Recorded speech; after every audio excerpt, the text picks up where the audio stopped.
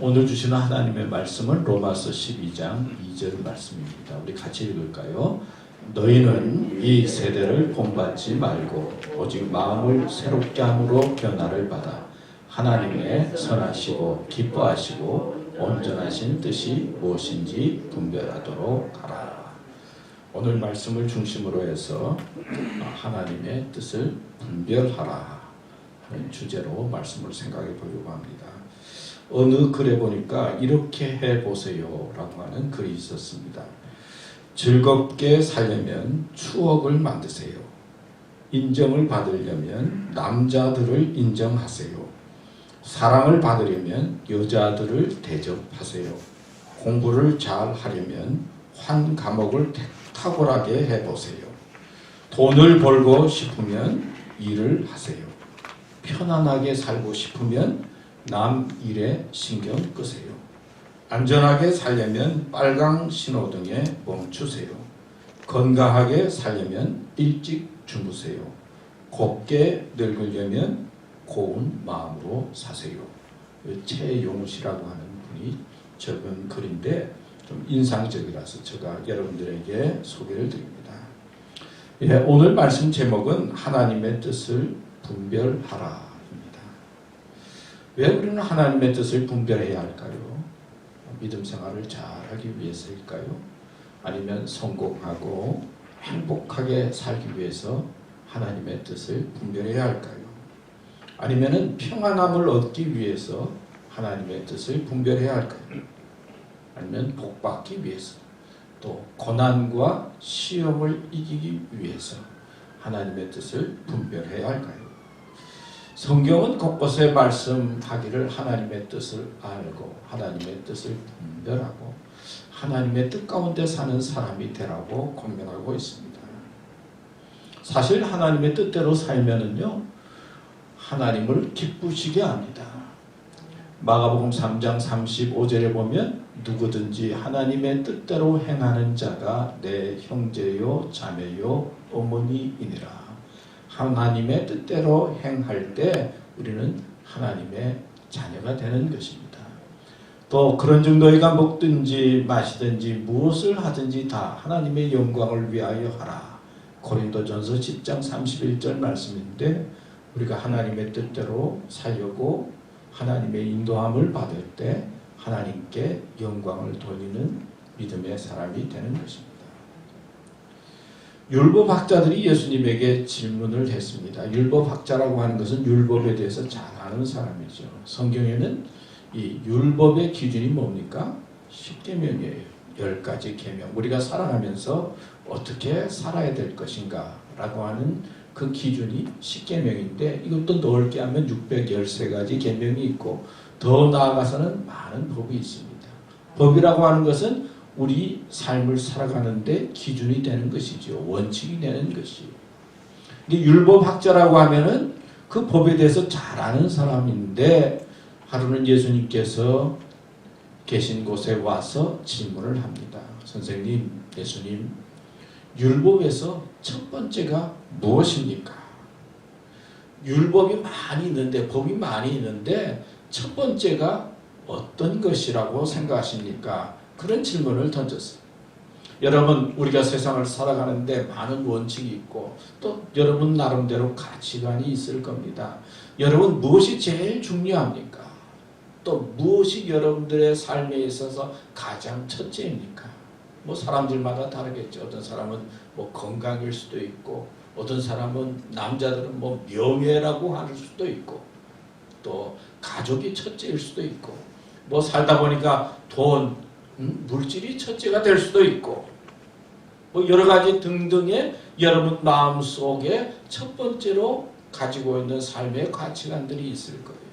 근데 예수님께서는 율법학자들을 향해서 이렇게 대답을 합니다. 오늘 말씀에 보면 예수께서 가라사대 내 마음을 다하고 목숨을 다하고 뜻을 다하여 주 너희 하나님을 사랑하라 하셨으니 이것이 아주 크고 첫째 되는 계명이다. 많은 법이 있는데 가장 첫째는 마음과 목숨과 뜻을 다하여 하나님을 사랑하는 것이 가장 첫 번째다 예수님께서 말씀을 했어요. 여러분, 무엇에 여러분들의 마음이 갑니까? 무엇에 여러분의 목숨을 바치려고 합니까? 무엇에 여러분의 뜻을 다하여서 그것을 행하려고 합니까? 그런데 성경은 예수님 통해서 우리에게 첫 번째가 뭐냐? 마음을 다하고 목숨을 다하고 뜻을 다하여 하나님을 사랑하는 것이 첫째다. 바로 이게 또 하나님의 뜻이다. 그렇게 우리에게 말씀을 하고 있습니다. 또 다른 말로 생각해 보면 우리가 하나님을 사랑하는 믿음으로 살려고 할 때 어떤 때는 마음을 다해야 할 일이 있다는 거예요. 어떤 때는 목숨까지도 고려할 일이 있다는 거예요. 어떤 때는 뜻이 있어야 되고 그리고 정성이 있어야 된다라고 말씀하고 있어요. 또 다른 말로 표현하면 우리가 하나님을 사랑하는 믿음의 길을 가려고 할 때 쉽지 않다는 그런 것도 있어요. 버려야 할 것들이 있고 포기해야 될 그런 것이 있다는 것을 말씀하고 있습니다. 오늘 로마서 말씀을 읽었는데 로마서의 그 말씀의 주제가 뭡니까? 우리 지난주에 금요일날 로마서를 올렸는데 여러분 들으셨는지 모르겠어요.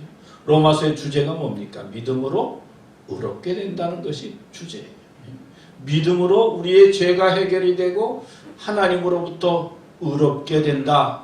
다른 말로 표현하면 하나님께서 보내신 아들 예수 그리스도를 내가 믿음으로 받아들입니다. 그리고 예수님께서 십자가에 달려 죽으시고 나의 죄를 위해서 보혈의 피를 흘린 것을 마음속에 믿습니다. 그리고 부활하신 예수님을 바라보면서 마음으로 믿고 입으로 시인하는 자의 그런 믿음을 가진 자에게 구원이 있다는 것이 로마서의 주제예요. 이신득이 믿음으로 의롭게 된다. 그런데 로마서 1장에서 11장까지는 믿음의 교리에 대해서 말씀하고 있어요. 믿음이 뭐냐? 우리가 죄인인데 죄로 말미암아 죽을 수밖에 없는 그런 삶을 살아가는데 하나님께서는 예수님을 통해서 믿음으로 죄 문제를 해결하고 의로운 자로서 하나님 앞에 설 수 있게 해주신다는 그 교리를 1장에서부터 11장까지 말씀하고 있어요. 그리고는 로마서 12장부터는 그러면 믿음이 있는 사람은 이 세상에 나가서 어떻게 살아야 되는가? 어떤 마음을 가지고 어떻게 행동해야 되는가? 그냥 믿음 있다고 마음대로 사는 것이 아니라 믿음이 있는 사람은 이렇게 살아야 된다라고 강조하는 것이 로마서 12장에서부터 마지막 16장까지 말씀이에요. 근데 12장 오늘 2절을 읽었는데 1절에는요. 하나님 앞에 예배하는 것에 대해서 말씀하고 있어요. 그러므로 형제들아 하나님의 자비하심으로 너희를 구원하느니 너희 몸을 하나님이 기뻐하시는 거룩한 산 제물로 드리라. 이것이 너희의 드릴 영적 예배니라. 믿음의 사람으로서 첫 번째 살아갈 때 해야 할 일 중에 가장 중요한 것은 12장 1절에서 예배를 말씀하고 있고 오늘 2절 말씀에 보면은 너희는 이 세대를 본받지 말고 오직 마음을 새롭게 함으로 변화를 받아 하나님의 선하시고 기뻐하시고 온전한 뜻이 무엇인지 분별하도록 하라 말씀하면서 하나님의 뜻을 분별하면서 살아가는 삶이 중요한데 첫 번째는 너희는 이 세대를 본받지 말라 말씀하고 있어요. 그래서 오늘 첫째는 이 세대를 본받지 말라. 두 번째는 마음을 새롭게 하라. 세 번째는 하나님의 뜻을 분별하라 하는 주제로 나누어서 여러분들에게 말씀을 드리려고 합니다. 여러분 이 세대가 무엇입니까? 지난번에도 말씀드렸지만은 이 세상을 향해서 헬라어로 코스모스라고 그랬죠. 그런데 이 세상에는 하나님께서 만드신 우주 만물이 있고 그리고 또 이 세상은 사람을 나타내기도 하고 또 하나는 악이 지배하고 그리고 하나님을 대적하는 하나님을 믿지 못하게 하는 그런 악한 영이 지배하는 세상이 있다고 했어요. 우리가 이 세대를 본받지 말라라고 할 때 이 세대, 이 세상은 어떤 것인가? 하나님을 부인하고 그리고 악한 영의 이끌림을 받는 세상, 이 세대를 본받지 말아야 하는 것입니다. 여러분, 이 세상의 특징이 무엇일까요? 하나님을 부인하게 만들어요. 하나님 없이도 살 수 있다. 자꾸 세상에 빠져가면요, 하나님 없어도 살 수 있는 것 같아요. 세상을 보면은 많은 사람들이 있는데 안 믿는 사람도 잘 살잖아요. 또 다른 종교를 가지고 있는 사람도 많잖아요. 예? 그리고 세상을 바라보면 하나님 없이도 살 수 있다고 생각하는 그런 유혹이 우리 믿음을 사람을 향해서 오는 것입니다. 그뿐만 아니라 세상을 바라보면 우리를 죄 가운데로 인도하는 특징이 있어요. 세상은 우리가 욕심의 마음을 갖게 하고 탐욕도 갖게 하고 쾌락에 빠지게 다 이기심을 갖게도 하는 것입니다. 여러분, 배우는 교육의 가장 큰 영향이 뭡니까? 교육을 이야기할 때 가장 크게 영향을 끼치는 것이 보는 거예요. 보게 되면 자녀들이 부모님 보면서 배우잖아요. 말 듣고 가르치는 거 듣는 것보다는 그냥 보고 배우는 게 많아요. 그래서 3살 버른 8까지 간다 그러는데 어렸을 때 그 본 거 보면서 그대로 따라간다는 거예요. 이게 보이는 게 중요해요. 그래서 천주교에서는 어떻게 합니까? 아까도 이 화면이 나왔지만은 어떻게 하면 예수님이 어떻게 인생을 살았는지 다 이렇게 보이게 다 해놨어요. 조각을 하고 그리고 만들어서 그 성당 안에 들어오면 눈을 보는 것을 통해서 뭔가 경외함도 느끼고 또 예수님의 생애를 느끼고 그렇게 하도록 보이는 종교예요. 우리는 보이지는 않지만 하나님의 말씀을 들으면서 그 말씀에 의지해서 살아가는 그런 종교예요. 하여튼 보이는 것이 우리 삶에 큰 영향을 미치는 겁니다. 그래서 성경은 예수님을 본받으라, 예수님을 바라보라고 말씀하잖아요. 우리가 믿음의 눈으로 예수님을 바라보고 그리고 하나님의 역사를 바라보고 하나님의 말씀을 들어야 하는데 우리는 이 세상에 속해 있기 때문에 세상을 자꾸 보게 되는 겁니다.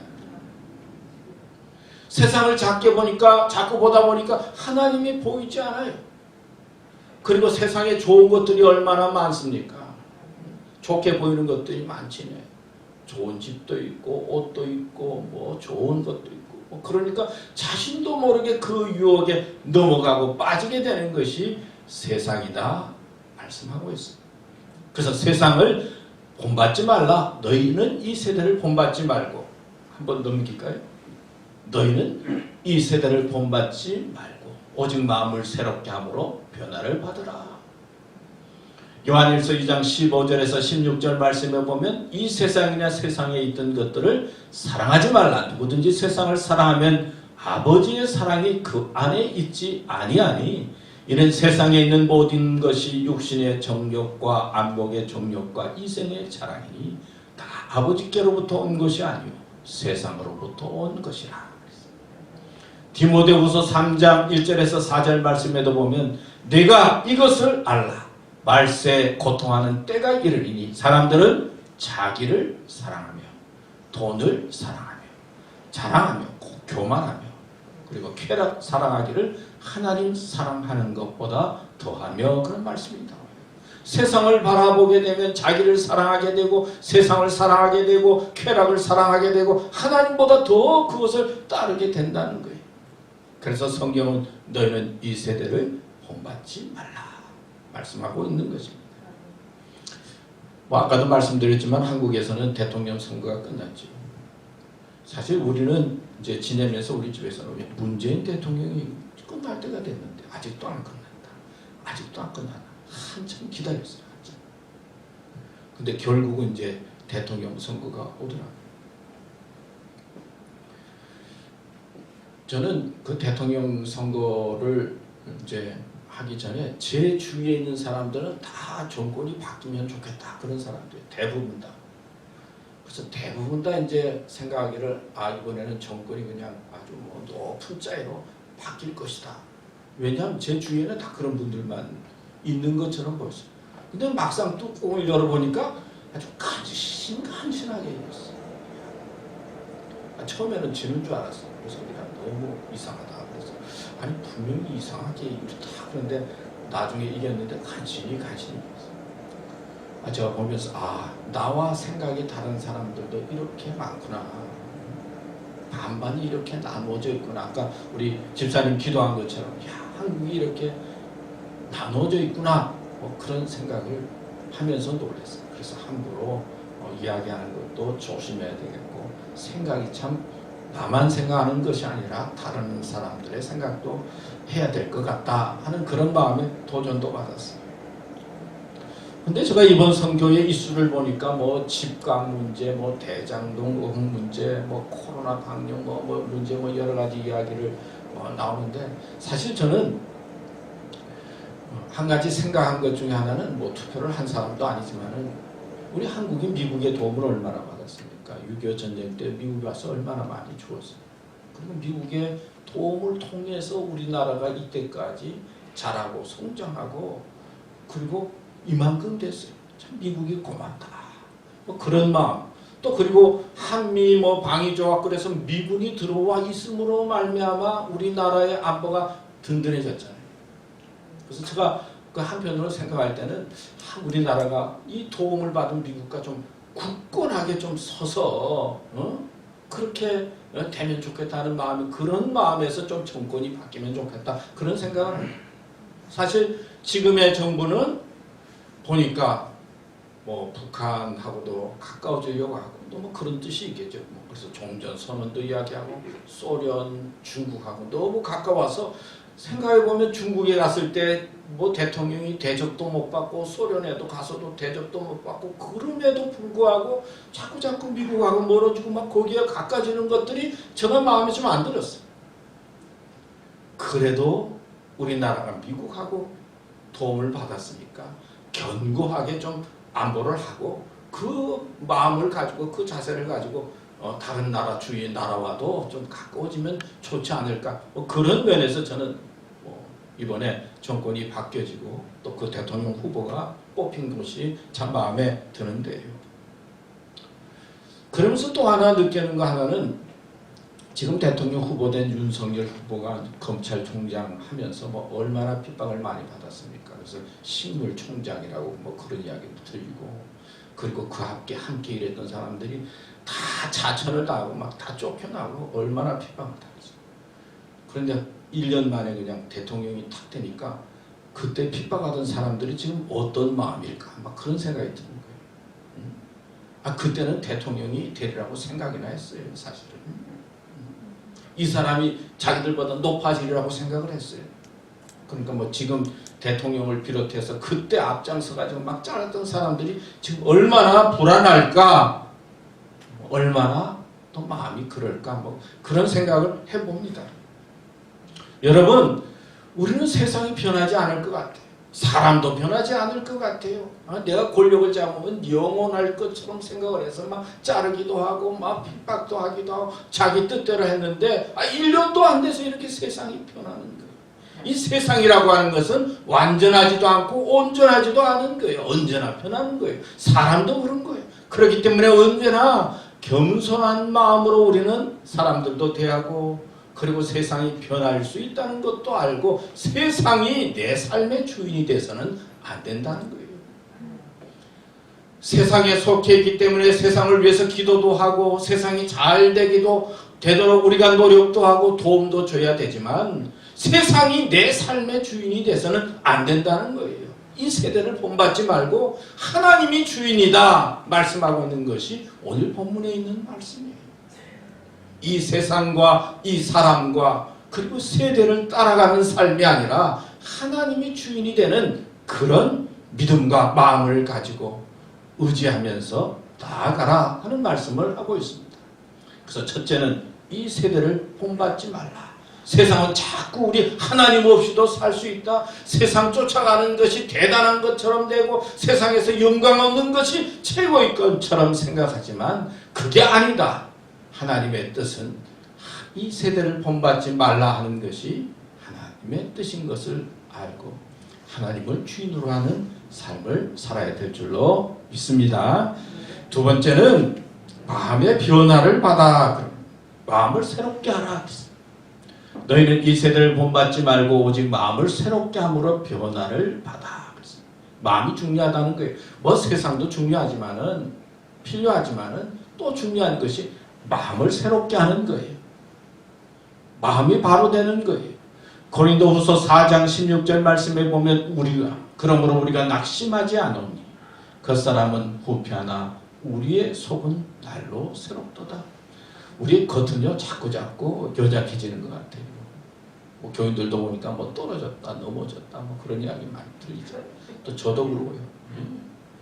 또 요즘은 또 뭐 조금 스트레스 받으니까요 왜 밤에 잠자다가 자꾸 깨는지 모르겠어요. 아니 남이 전쟁하고 뭐 선거가 있는데 아니 뭐 왜 내가 그렇게 잠을 제대로 못 자고 깨는지 모르겠어요. 또 들어보니까 나이 들면은 잠 잘 자는 게 아니라 자꾸 깨시는 분들이 많다고 그러더라고요. 우리의 겉사람은 자꾸 후패해지는 거예요. 이렇게 멀쩡하게 앉아있지만 뭐 아픈 게 얼마나 많습니까? 이야기해보면 여기도 아프고 저기도 아프고 자꾸 약해져. 중요한 것은 마음이다라는 거죠. 잠언 15장 13절에도 보면 마음의 즐거움은 얼굴을 빛나게 하여도 마음의 근심은 심령을 상하게 하느니라. 마음을 잘 다스려야 된다는 말씀이지요. 마음의 즐거움은 양약이라도 심령의 근심은 뼈로 마르게 하느니라. 여러분 약 많이 드시죠? 나이 드니까 약이 왜 이렇게 많아지는지 모르겠어요. 당뇨약도 난 3가지나 먹어야 되고 콜레스테롤 약, 또 뭐 비타민 뭐 챙기니까 약이 얼마나 많은지 모르겠어요. 그런데 마음의 즐거움은 뭐라고요? 양약이 제일 좋은 약이라는 거예요. 마음이 괴로워서 힘들고 스트레스 받으면은 우리의 뼈를 마르게 한다. 그렇게 말씀하고 있어요. 마음이 중요하다는 말씀을 하고 있어요. 고린도후서 5장 17절에도 보면 그런즉 누구든지 그리스도 안에 있으면 새로운 피조물이라. 이전 것은 지나갔으니 보라 새 것이 되었다. 예수님께서 첫 번째로 하신 말씀이 회개하라 천국이 가까웠느니라. 회개는 뭡니까? 기도하라는 거예요. 회개는 기도하는 자에게 회개하면 마음을 깨끗하게 할 뿐만 아니라 하나님께서 기회를 주신다는 거예요. 회개하고 기도하는 자에게 하나님께서 기회를 주시는 거예요. 희망을 주시는 것입니다. 성경에 씨 뿌리는 비유가 나오죠. 가시떨기, 돌짝반, 옥토, 길가밭. 옥토밭이 될 때 30배, 60배, 100배의 결실을 얻는다 말씀을 하면서 마음이 옥토가 될 때 하나님께서 복 주신다는 거예요. 마음이 중요하다는 말씀을 하고 있어요. 마음이 바로 돼야 된다는 거예요. 여러분 가룟 유다가 예수님 잘 따라다니다가 뭔가 마음에 문제가 생겼어요. 의심이 생겼어요. 저분이 그리스도이신가? 내가 제대로 따르고 있는가? 그래서 어떻게 합니까? 예수님을 제사장에 가서 팔지 않았어요. 은 30냥을 받습니다. 그리고 난 다음에 양심의 가책을 받아서 스스로 목숨을 끊고 말았어요. 마음이 제대로 되지 않으니까 이렇게 멸망의 자리에 들어가는 거예요. 그러나 베드로는 예수님을 부인하고 저주까지 했지만은 주님께서 부르실 때 회개하고 내가 나를 사랑하느냐 할 때 주님 사랑합니다. 그럴 때 베드로는 위대한 또 주님의 제자가 돼요. 성경에 보면 도망다니는 사람들이 많았어요. 야곱도 도망갔지요.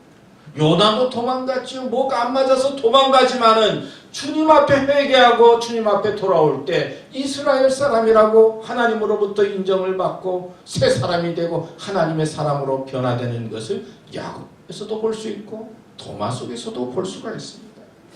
하나님은 언제나 우리 마음에 기회를 주시는 거예요. 용기를 주시는 거예요. 우리를 살리시는 분이세요.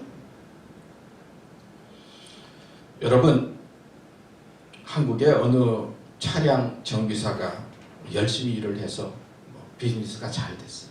호황이 됐어요. 그래서 융자를 내가지고 가게를 확장합니다. 가게를 크게 확장을 했는데 호사다마라고 크게 잘 꾸며놨는데 뭐가 안 되고 자꾸 막히는 거예요. 융자 받았으니까 이걸 다 갚아야 되는데 갚을 수가 없어요. 감당이 안 돼요.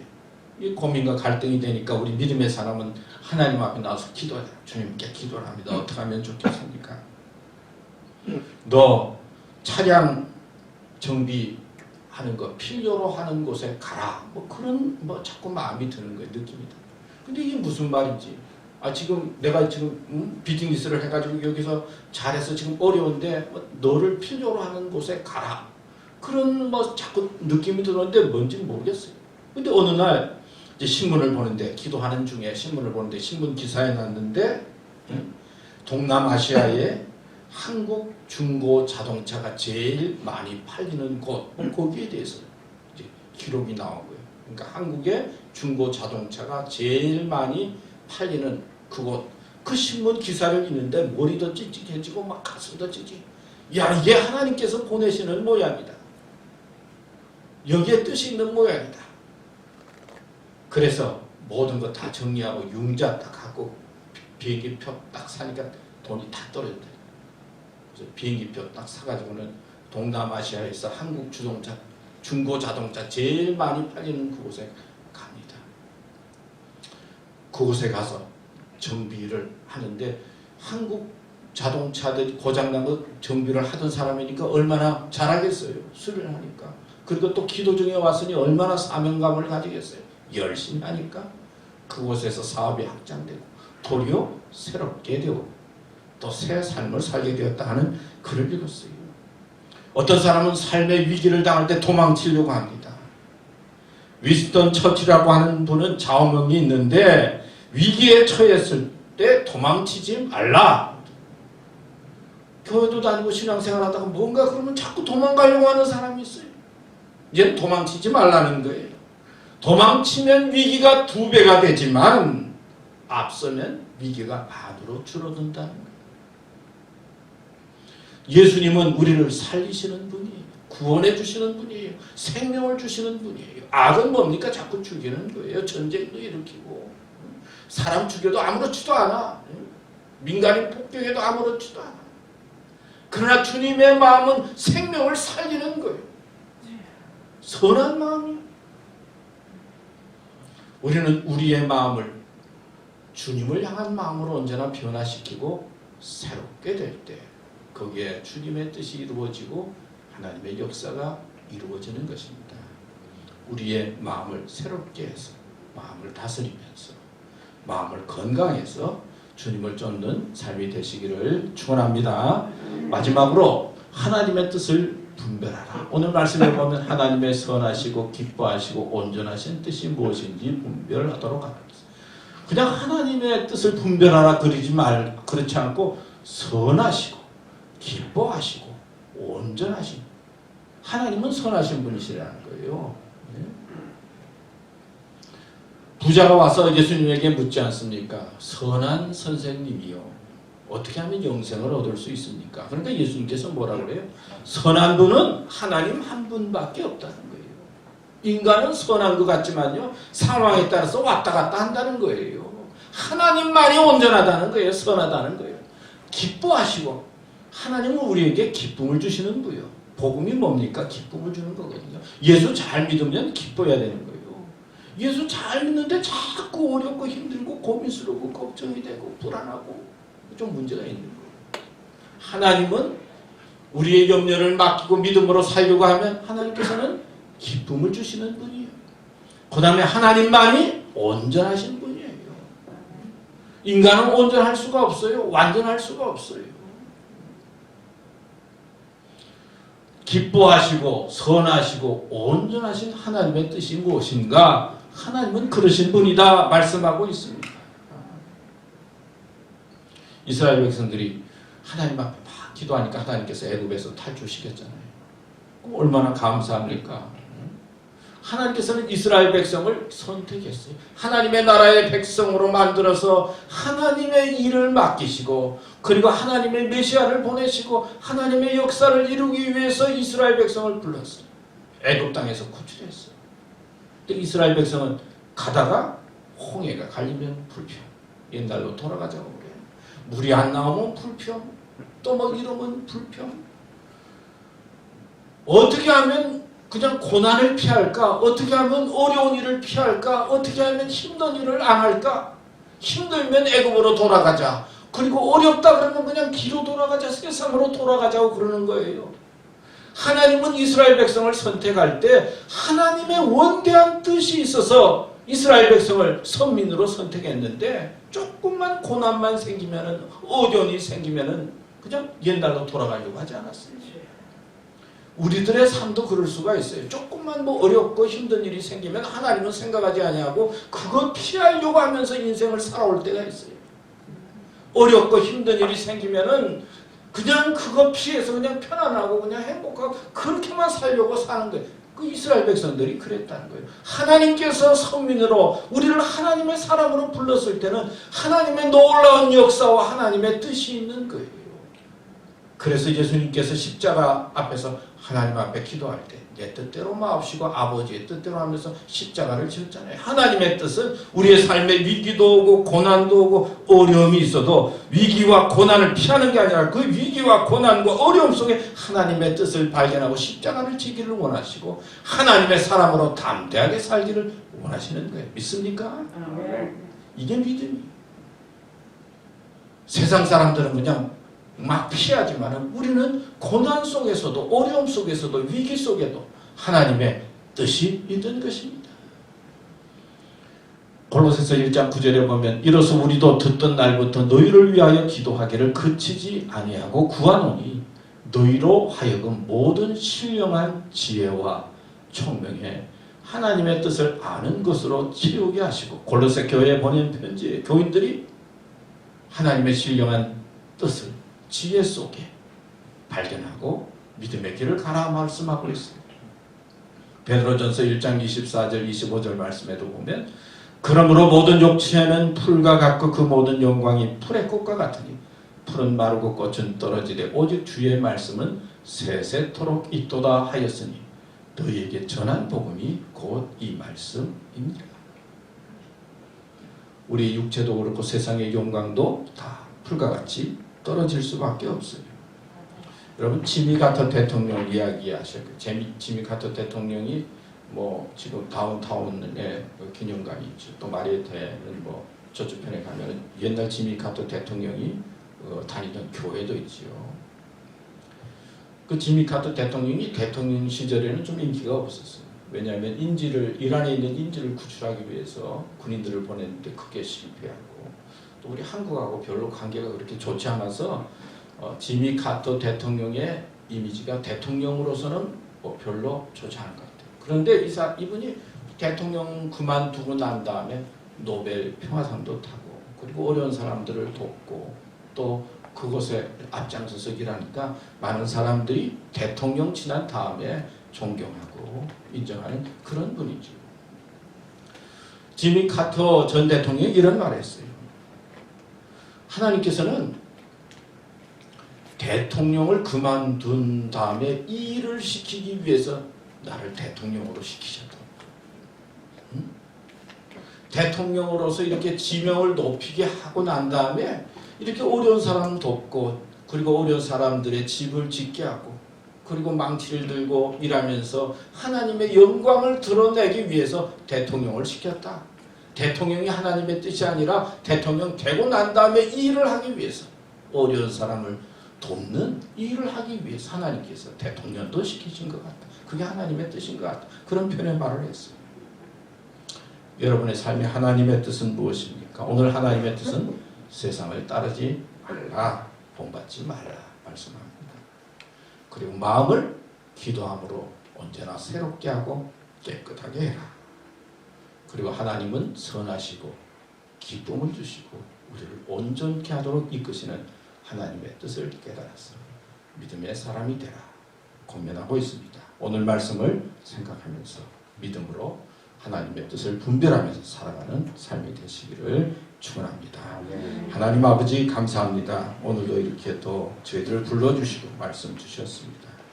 하나님의 뜻을 생각할 때 얼마나 감사한지요. 어렵고 힘들지만 우리들에게 얼마나 소망이 되는지요. 또 우리를 살리시고 부활케 하시는 하나님의 역사를 바라보면서 믿음 생활 잘하도록 이끌어 주시옵소서. 감사합니다. 예수님의 이름으로 기도드렸습니다. 아멘.